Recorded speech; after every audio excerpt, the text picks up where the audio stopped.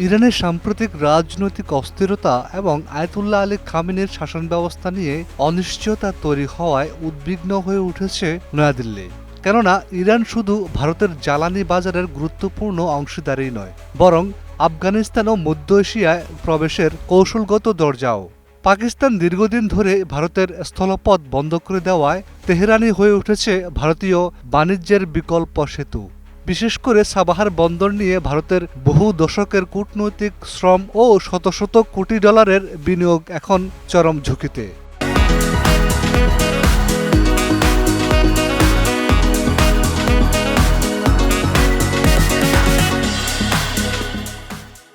বিশেষজ্ঞরা বলছেন, ভারত ও ইরানের সম্পর্ক আদর্শগত নয়, বরং কৌশলগত বাস্তবতায় তৈরি। ভারত মহাসাগরীয় নিরাপত্তা এবং মধ্য এশিয়ার শক্তির ভারসাম্য বজায় রাখতে ইরানের ভূমিকা অত্যন্ত গুরুত্বপূর্ণ। সাবাহারের মাধ্যমে ভারত সরাসরি আফগানিস্তান ও মধ্য এশিয়ার সঙ্গে বাণিজ্য সংযোগ গড়ে তুলতে চেয়েছিল, কিন্তু তেহরানের বর্তমান টালমাটাল পরিস্থিতি সেই উচ্চবিলাসী প্রকল্পকে অনিশ্চয়তার দিকে ঠেলে দিচ্ছে। খামেনির পতনের পর ক্ষমতায় যদি এমন কোনো সরকার আসে যা ভারতের প্রতি বন্ধুত্বপূর্ণ নয়, তবে সাবাহার মহাদেশীয় রুটটি চিরতরে হারিয়ে যেতে পারে।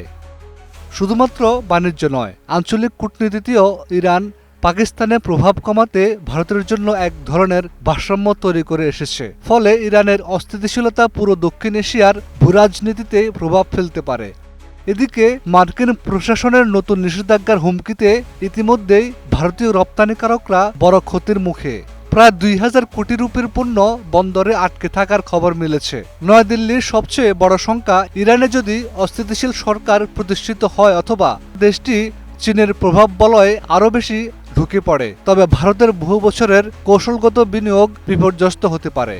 তাই খামেনির গদি টিকবে কিনা তার চেয়ে বড় প্রশ্ন হয়ে দাঁড়িয়েছে ইরানের সার্বিক স্থিতিশীলতা। ডেস্ক রিপোর্ট, একুশে টেলিভিশন।